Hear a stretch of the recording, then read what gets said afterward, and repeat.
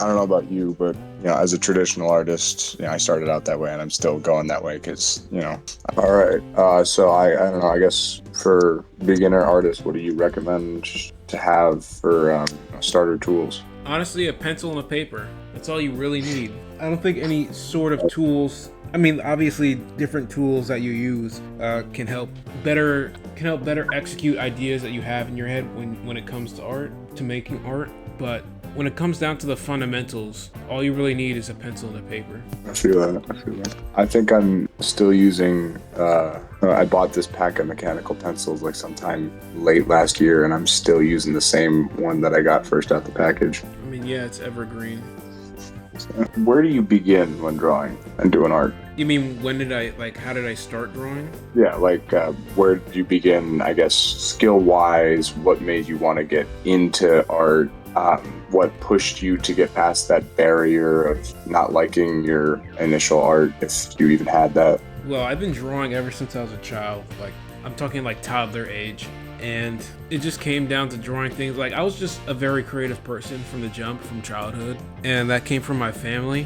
My family is full of artists. I was inspired particularly by my brother, who also drew and made comics. He used to make Transformers comics and put himself in the series. And as a kid, I'm only 5 years younger than him, so I thought that was the coolest thing. So I tried to do the same, and I just hit the ground running with it. And I didn't know this as a child, but I created the Changers. I felt like it was sort of an escape from what was happening then, and that subconsciously pushed me on to continue creating, because even though I couldn't articulate it until very recently, what I made had a reason to exist that nobody else could tell the story. Very inspirational. Do you think your work's going to be a big or inspiration towards a lot of future artists? Well, yeah. I don't know how successful I'll be when it comes to clout and finances and whatever. Only time can tell with that. I know how to make money from my art, but I don't know what the limit of that will be. But at the same time, it doesn't really matter as long as I'm living and surviving and able to make the bare minimum of a living.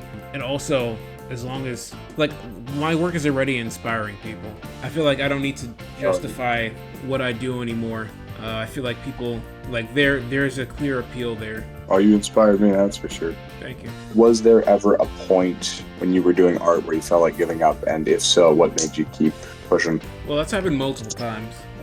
Most of that has been due to me not seeing the success from making art, not seeing any reciprocation for my efforts really from other people. And what allowed me to continue making art was the idea that even if nobody else sees it, I did what I needed to do, basically. I feel like I wouldn't be able to be satisfied if I didn't just keep making, regardless of if people saw it or not. Now, does that mean I don't care if anybody sees my art? Well, no, because I think that part of my success, what I define to be success, is allowing other people to be affected and positively influenced by my art. But at the same time, I'm not going to let the prospect of success change what I make, if that makes sense, on a fundamental level. I'm not going to compromise my values or the story I want to tell. Yeah, it makes sense. That's very respectable. I mean, there seemed to be times where it was really smart, or it was, I guess, smart at the time, it seemed so, or justifiable to give up, and I just didn't. And even during those times, I didn't understand why, but I just kept going. I feel like now I have more of an understanding of why I don't give up.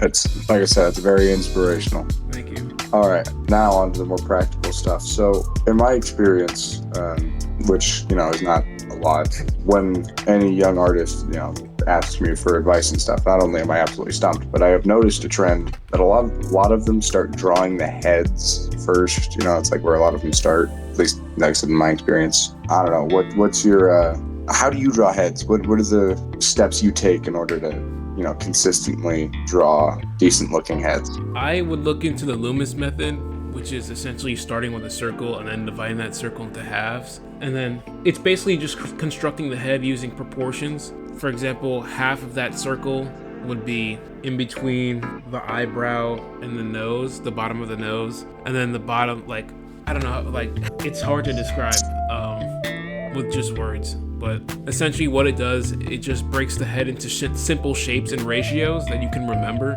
and so it'll allow you to draw the head from any angle. That sounds very intelligent and smart, and I'm gonna be honest, I had no idea there was a thing called the Loomis method. But what it essentially teaches you to do is to think of the head in a 3D form, so that you can imagine it from any angle and then translate that to paper.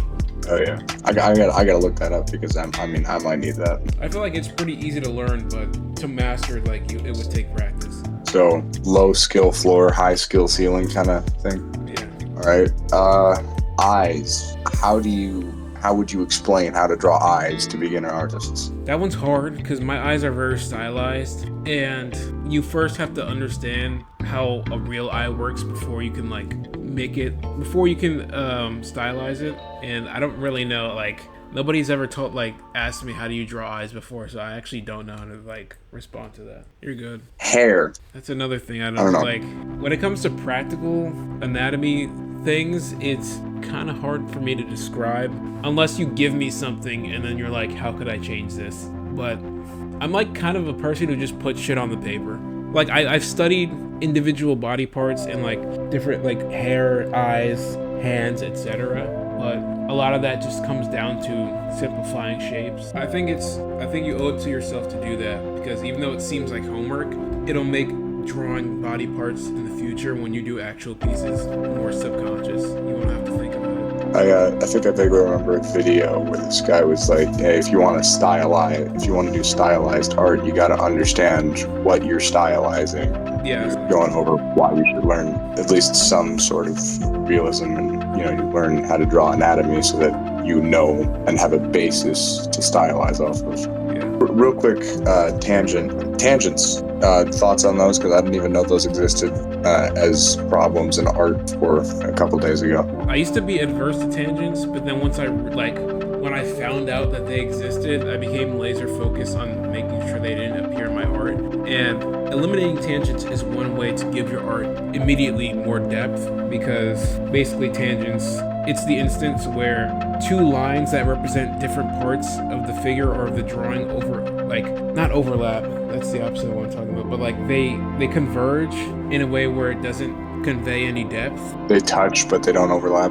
Yeah, I think it's really helpful, especially in more simplified or comic book art styles. In realism, it doesn't matter too much, or it doesn't matter as much, I should say, because in real life, if you take a photograph, you'll find tangents everywhere, but our eyes just filter them naturally. But when it comes to simplified art, where there's less on the page, then it's important to make sure every line matters. I think in order to fix that, it would just require a better understanding of anatomy, so that the more specific facial features can be represented accurately. Because it's if you just draw an eye, eyes, nose, and a mouth, and the intricate, I guess the bone structure, etc., the way the muscles are built, are not understood, then it'll just be looked over, and the drawing will look kind of empty, as you're saying. Like I said, I don't know if other people have this issue, but when I have it, it just kind of makes it not only look empty, but also flat. I think that might also have to do with line weight, too. Yeah, maybe. Is that when you have lines that are different thicknesses? Yeah. Yeah. I should probably start learning how to do that, because I feel like that might be important to learn. It works wonders for conveying depth. All right. Well, clothing. I know a lot of people struggle with clothing. Thoughts on clothing, tips, tricks? What specific part of clothing? Honestly, I don't think I specified. I'm looking at this right now. I did not specify. I don't think I'm talking about any particular type of clothing. I guess here's the thing. When a lot of beginners draw clothing, they draw it glued onto the body. Right. Or at least, I know I for sure did. Kind of For more realistic clothing, I think that understanding the anatomy underneath is beneficial, because it'll help you inform the way the clothing interacts with the body. For example, the creases that go around the armpits, etc., the pants. All right. Shading. I think that requires shading out of everything except for just the base anatomy would benefit from learning life drawing specifically, because light interacts with the body in very nuanced ways. There's form shadows, then there's cast shadows, then there's bounce light, etc. rim light. It's a lot of different types of light. Yeah. I'm gonna be honest, I can't shade. I can't. I try to, but I just oof. It might be the most trial and error part that you've mentioned so far. References. Is it specifically about where to find references?